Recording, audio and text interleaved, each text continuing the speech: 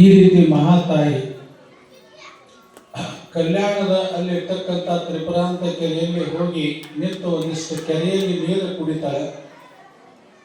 ಕೆರೆಯಲ್ಲಿ ನೀರು ಕುಡಿದ ಸಂದರ್ಭದೊಳಗೆ ಹಡಪದಪ್ಪನಿಗೆ ಗೊತ್ತಾಗ್ತದೆ, ಯಾರೋ ಒಬ್ಬ ಹೆಣ್ಣುಮಗಳು ಕೇಶಾಂಬರವನ್ನು ಧರಿಸಿ ಬತ್ತಲೆ ಇಲ್ಲಿ ಬಂದಾಳನ್ನಂತ ದನ ಕಾಯ್ತಕ್ಕಂಥ ಹುಡುಗರು ಕಲ್ಯಾಣದಲ್ಲಿ ಇರ್ತಕ್ಕಂಥ ಸಣ್ಣರಿಗೆ ಹೇಳಿದಾಗ ಬಸವಣ್ಣವರಿಗೆ ಗೊತ್ತಾಗ್ತದೆ. ಯಾಕಂದ್ರೆ ಬಸವಣ್ಣವರು ತ್ರಿಕಾಲ ಜ್ಞಾನಿಗಳ ತಾಯಂದ್ರೆ ಈಗ ನಮಗೆ ಫೋನ್ ಹಚ್ಚಿದಾಗ ಗೊತ್ತಾಗ್ತದೆ, ಗಾಳಿ ಮುಖಾಂತರ ಆಗಿನ ಕಾಲಕ್ಕೆ ಗೊತ್ತಾಗ್ತಿತ್ತು, ನೀರಿನ ಮುಖಾಂತರ ಗೊತ್ತಾಗ್ತಿತ್ತು. ಅಂತ ಒಂದು ಸಂದರ್ಭದೊಳಗೆ ಯಾವ ರೀತಿ ಸಣ್ಣದು ಅನ್ನೋದು ಒಂದು ಕವಿಗಳು ಬರೀತಾರೆ. ಯಮುನರಾಗ ಹೇಳಿದರು,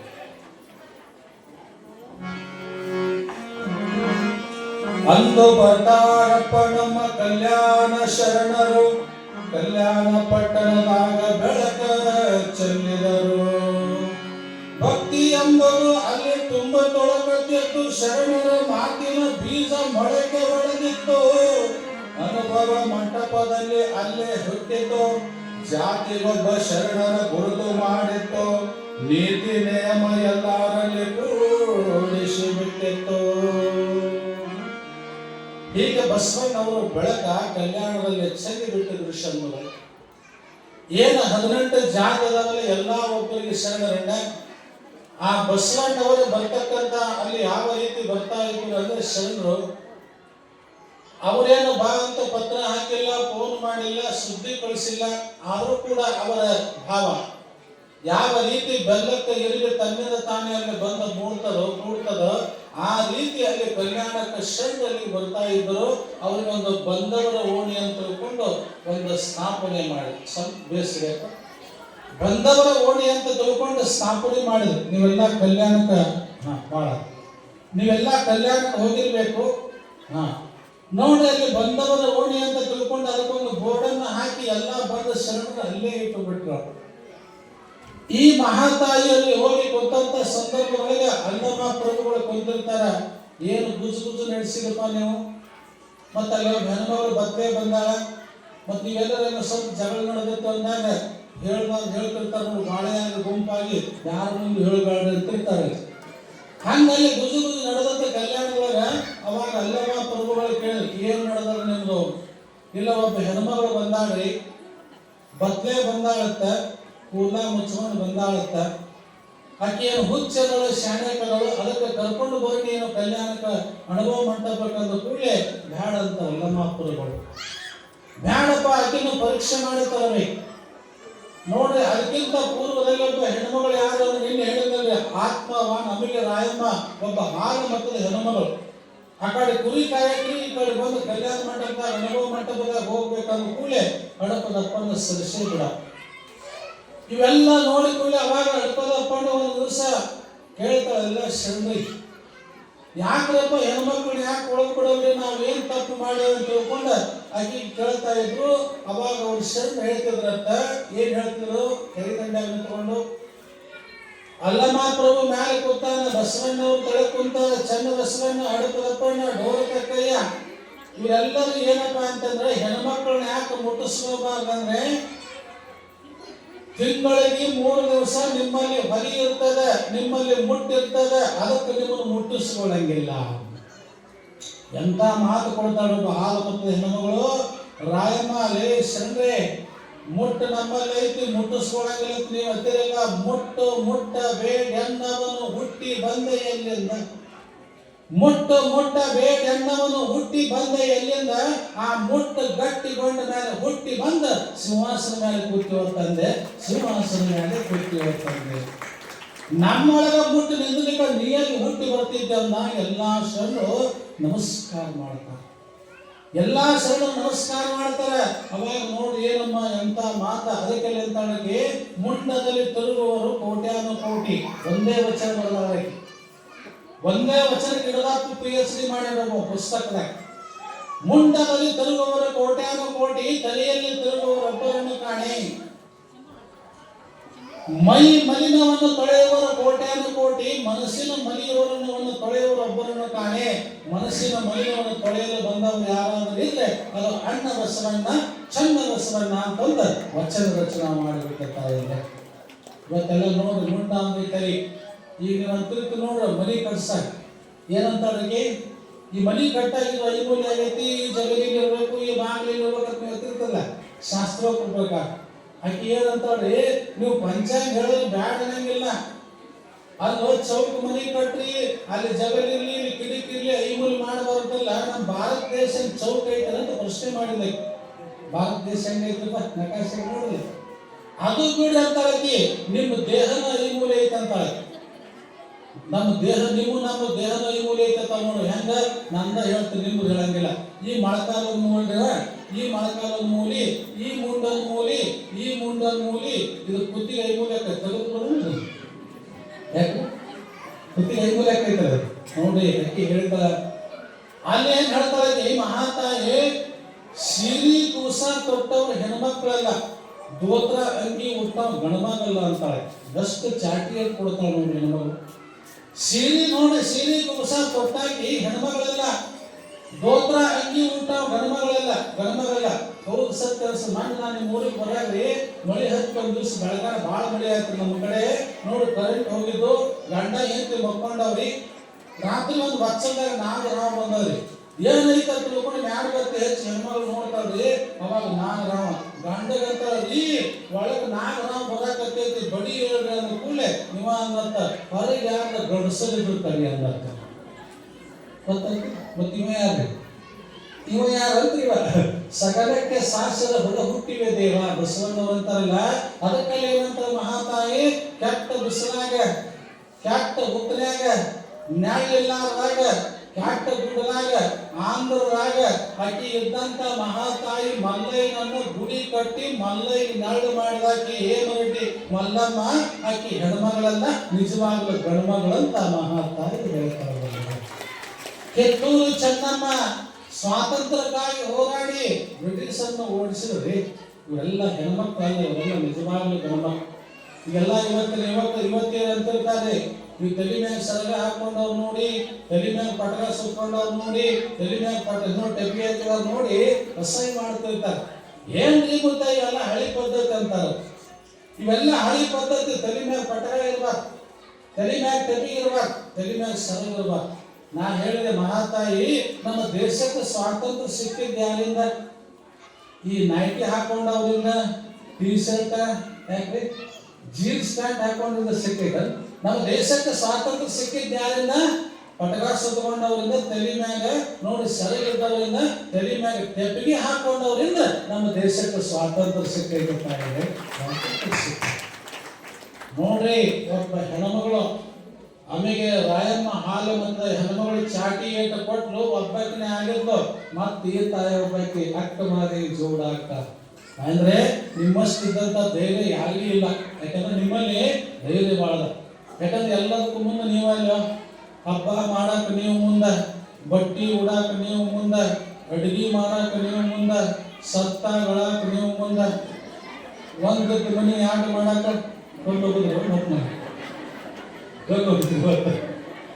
ಎಲ್ಲದಕ್ಕೂ ಮುಂದೆ ನಾವು ನೀವು ಹೇಳಿ ಸುಮ್ಮ. ಅಕ್ಕ ಮಾದೇವಿ ನೋಡಿ ಅಲ್ಲಿ ಕೂತಿದ್ದು ಪರೀಕ್ಷೆ ಮಾಡಿ ತಗೊಂಬರಕಿನ ಬಸವಣ್ಣ ಅಲ್ಲಮ್ಮ ಪ್ರಭು ಹೇಳಿದ. ಹೆಂಗ ಪರೀಕ್ಷೆ?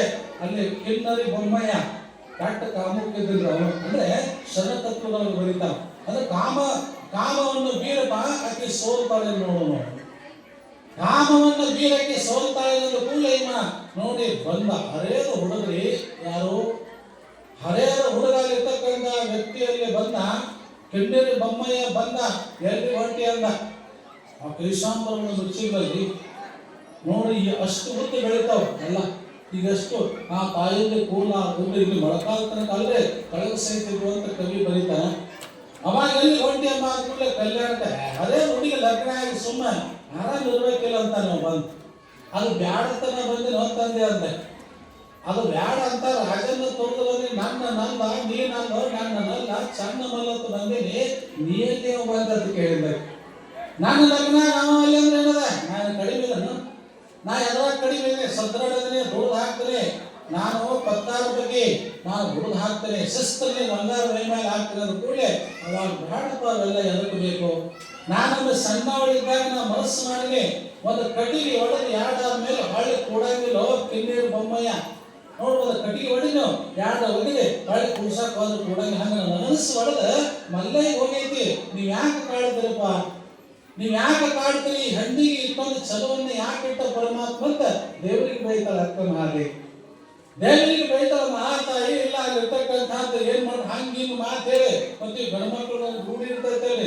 ಗಣಮಕ್ಳಿಗೆ ಮಾತನ್ನ ಚಪಲತೆ ಹೇಳಿ ಏನಾರು ಮಾಡಿ ಮುಟ್ಲಕ್ಕೆ ಹೋಗ್ತಾ ಮುಟ್ಟಿದ ಕೂಡಲೇ ಏನಾಗ್ತದ್ರಿ, ಒಳಗಿನ ಚರ್ಮ ಹೊರಗೆ ಹಾಕ್ತಾಳ, ಹೊರಗಿನ ಚರ್ಮ ಒಳಗೆ ಹಾಕ್ತಾಳ. ಅಂದ್ರೆ ಅಲ್ಲಿ ಹಂದರವನ್ನ ತೋರಿಸ್ತಾ, ಇದರಲ್ಲಿ ಏನಿಲ್ಲ ಅನ್ನುವಂತ ಹಂದರವನ್ನ ತೋರಿಸಿದಾಗ ತೂ ಅಂತ ತಿಳ್ಕೊಂಡು ಕಿನ್ನೀರು ಬೊಮ್ಮಯ್ಯ ಕಣ್ಣು ಬೋಳಿಕೆಯಾಗಿ ಬೀಳ್ತಾನ್ರಿ.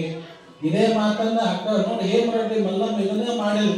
ಕೆಟ್ಟ ಭೋಗಿಯಾಗಿರ್ತಕ್ಕಂಥ ವೇಮಣ್ಣ ನೋಡಿ ಚಿತ್ತರಂಜನೆ ಮನೆಗೆ ದಿನ ಹೋಗಿ ಮಕ್ಕೊಂಡು ಇತ್ತು ಬಂಗಾರ ಎಲ್ಲ ಆಗಿ ಮಾಡಿದ್ದ. ಇತ್ತು ಬಂಗಾರ ಆಗಿ ಮಾಡಿ ಸಂದರ್ಭದೊಳಗೆ ಒಂದು ದಿವಸ ಶಿವರಾತ್ರಿ ನೀವು ಹೆಂಗ ಅಲ್ಲಿ ಗುಡಿಗೆ ಬರ್ತೀರಿ ಹಂಗ ಮಲ್ಲಯ್ಯನ ಗುಡಿಗೆ ಬಂದಿದ್ದಾಕಿನು.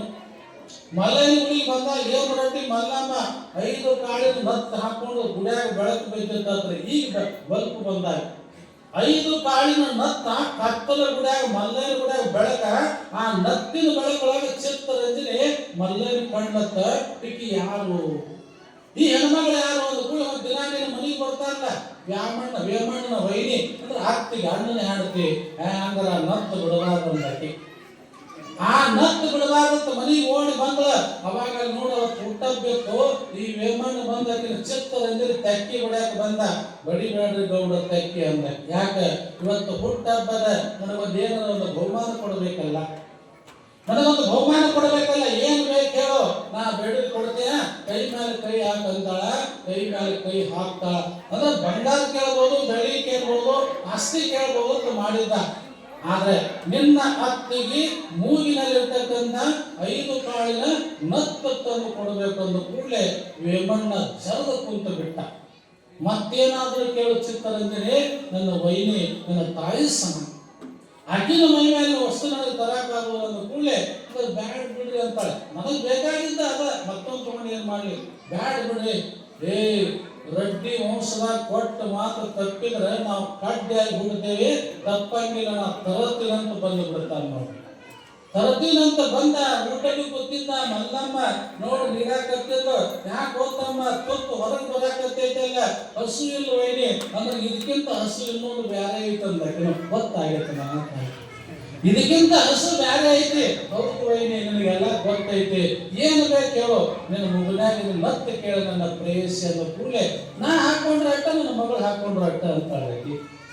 ನಾ ಹಾಕೊಂಡ್ರೆ ಅಟ್ಟ ನನ್ನ ಮಗಳು ಹಾಕೊಂಡ್ರೆ ಅಟ್ಟ ತಿಳ್ಕೊಂಡ ನೋಡ್ರಿ ಅದನ್ನ ಬಿಚ್ಚಿ ಕೊಡುವಾಗ ಹೇಳ್ತಾಳ, ನೋಡಪ್ಪ ಇದು ಶೀಲ ಕಾಯುವ ಮೂಗುತಿ, ಪತಿವ್ರತ ಸ್ತ್ರೀಯರು ಹಾಕುವಂತ ಮೂಗುತಿ, ತವರು ಮನೆ ಕೀರ್ತಿ ತರುವಂತ ಮೂಗುತಿ, ಧರ್ಮ ಕಾಯ್ತಕ್ಕಂತ ಮೂಗುತಿ, ಮುತ್ತೈದೆ ಮೂಗುತಿ. ನಾ ಇದನ್ನ ಕೊಡ್ತೀನಿ, ಅದಿ ಹೆಂಗ ಹಾಕೋಬೇಕು, ಹೆಂಗ ಹಾಕೋಬೇಕು, ನೀ ಮಂಚದ ಮೇಲೆ ಕೂಡಬೇಕು, ಆಕೆ ಮೈ ಮೇಲೆ ಬೊಟ್ಟಿರಬಾರ್ದು, ಅವಾಗ ಇದನ್ನು ಧರಿಸಬೇಕು. ಅದರ ಮಹತ್ವ ಗೊತ್ತಾಯ್ತಂದಾಗ ತಗೊಂಡು ಬಂದಾಗ ತಾಯಿ ಇಲ್ಲ ಚಿತ್ತರಂಜನೆ ಹಂಗ ಕೊಡಂಗಿಲ್ಲ, ನೀನು ಬಟ್ಟಿಯನ್ನ ಕಳಿ ಅಂತ. ಬಟ್ಟಿಯನ್ನ ಕಳೆದಾಗ ನೋಡಿ ಕೋಲ್ಯಾಗ ಹೋಗಿ ಬಟ್ಟಿ ಕಳಿತಾಳ, ನತ್ತ ಕಿಡಿಕ್ಯಾಗ ಹಾಸಿ ಕೊಡ್ತಾನ. ಅದನ್ನ ಟಚ್ ಹಾಕೊಂಡು ಕೂಡಲೇ ಮಾಂಸ ಮಚ್ಚ ಎಲ್ಲ ಹೋಗಿ ಎಲುಬಿನ ಹಂದ್ರ ಉಳಿತದ. ಸತ್ತು ಯಪ್ಪ ಬ್ಯಾಡು ಯಪ್ಪ ಅನ್ನೋದ್ರಾಗ ಮೂಗಿಗಿಂದು ಹೊಡಿತಾಳ, ಮೂಗು ತೋಗಿ ಕೆಳಗೆ ಬೀಳ್ತದ. ಇದರಲ್ಲಿ ಮಹತ್ವ ಐತಿ. ನಿಮ್ಮ ಅತ್ತಿಗೆ ಸಾಕ್ಷಾತ್ ಪಾರ್ವತಿ, ಇದು ನನಗೆ ಬ್ಯಾಡಂತ ಹೊಳ್ಳಿ ಕೊಟ್ಟು ಬಿಡ್ತಾಳ. ಚಿತ್ತರಂಜನೆ ಹೊಳ್ಳಿ ಕೊಟ್ಟು ಬಿಡ್ತಾಳ. ರಾಮೆಲ್ಲ ಸುಟ್ಟು ಹೋಗ್ತಾರೆ. ರಾಮೆಲ್ಲ ಸುಟ್ಟು ಹೋಗಿ ಏನಂತಾಳೆ ವೇಮಣ್ಣನ, ಸ್ವಾಮಿ ಇದನ್ನ ಚಲೋ ಕೆಲಸ ಮಾಡಬೇಕು ಅಂತ. ಸ್ವಾಮಿ ಅಂತ ಯಾರಂತಾನ ನೋಡಿ, ಸ್ವಾಮಿ ಅಂತಲ್ಲ, ಇದು ಅಂತ ದಿವ್ಯವಾದಂತ ಶಕ್ತಿ ಐತೆ ಅಂತ ತಿಳ್ಕೊಂಡ ಯೋಗಿಯಾದಂತ ವೇಮಣ್ಣನ ದೊಡ್ಡ ಯೋಗಿಯನ್ನಾಗಿ ಮಾಡ್ತು. ಯಾವುದ್ರಿ, ಒಂದು ಮಲ್ಲಮ್ಮ ಧರಿಸಿದಂತ ಒಂದು ವಸ್ತು. ಹಾಗೆ ಇಲ್ಲಿ ಕಿನ್ನೀರು ಬೊಮ್ಮಯ್ಯ ನಿನ್ನ ಮುಟ್ತೀನಿ, ನಿನ್ನ ಮದುವೆ ಆಗ್ತೀನಿ, ನಿನ್ನ ಅಪಿಗೋತೀನಿ ಅಂತ ಬಂದವನ್ನ ನೋಡಿ ಚರ್ಮವನ್ನ ಒಳಗೆ ಹಾಕ್ತಾರೆ, ಮಾಂಸವನ್ನ ಹೊರಗೆ ಹಾಕ್ತಾರೆ. ಇದರಲ್ಲಿ ಏನಿಲ್ಲ ಅಂತ. ಅದಕ್ಕೆ ತಾಯಿ ಅಂದ್ರೆ ಇದು 7 ಪದರಿನ ಚರ್ಮ, ಒಂದ್ ಪದರ ಹೋಗಿರ್ತಾರೆ, ಬಿಳುಪ್ ಹತ್ತಿದವ್ರು ಮುಟ್ಟಾಕ ಕಸನೆ ಹಾಕೈತಿ, ಅವ್ರ ಕೈಯಾಗ ಅಡಿಗೆ ಮಾಡಿ ಉಣ್ಣಾಕ ಎಪ್ಪತ್ತು ಅನಿಸ್ತದ. 7 ಪದರನ ತೊಗಲ, ಇದು 7 ಪದರನ ತೊಗಲು, ಒಂದ್ ಪದರ ಹೋಯ್ತಂದ ಇದಕ್ಕೇನು. ಅದಕ್ಕೆ ಒಳಗಂತ ಮಹಾತಾಯಿ ಅಕ್ಕ ಹೊರಗಿನ ನೋಡ್ಬೇಡ, ಒಳಗಿನ ನೋಡ. ಮೂಗು ಚಲೋ ಐತಿ ಸಂಪಿಗೆ ಅನ್ಬೇಡ, ಮೂಗಿನಾಗ ಏನೈತಿ ನೋಡು. ಕಣ್ಣು ಭಾಳ ಚಲೋ ಅದಂತಿಲ್ಲ, ಕಣ್ಣಿನಾಗ ಏನೈತಿ ನೋಡು. ಕಿವಿ ಭಾಳ ಚಲೋ ಐತಿ ಅಂತಿಲ್ಲ, ಕಿವಿಯಾಗ ಏನೈತಿ ನೋಡ್ಕೋ. ನೋಡಿ ಇವೆಲ್ಲ ಅಲ್ಲಿ ಅಧ್ಯಾತ್ಮವನ್ನು ಹೋಲಿಸಿ ನೋಡಿದಾಗ ಅವಾಗ ಅಲ್ಲಿರ್ತಕ್ಕಂಥ ಮಹಾತ್ಮ ಪುಣ್ಯಾತ್ಮ ಯಾರೇ ಕಿನ್ನರಿ ಬೊಮ್ಮಯ್ಯ, ಒಲ್ಲೆವ್ವ ನಿನ್ನ ಶಕ್ತಿ ಭಾಳದ, ನಿನ್ನ ಶಕ್ತಿ ಭಾಳದ ಅಂತ ತಿಳ್ಕೊಂಡ ಅವಾಗ ಹೋಗಿ ಹೇಳ್ತಾನೆ.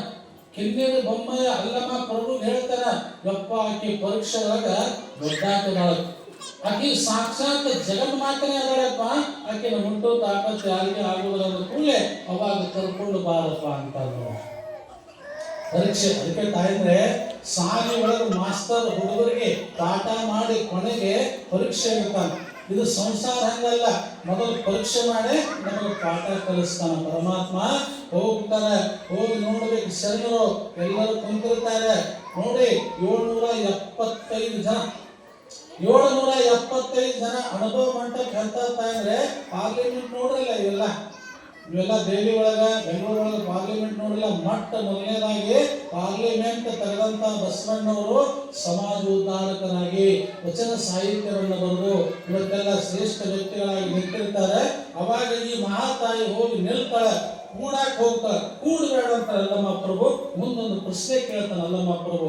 ಅದೇನು ನಮ್ಮ ಗವಾಯಿಗಳು ನೋಡಿ, ಶಿವನ ಕಲ್ಯಾಣ ಭುವನ ಕಲ್ಯಾಣ ಅನ್ನುವಂಥ ಪದ್ಯ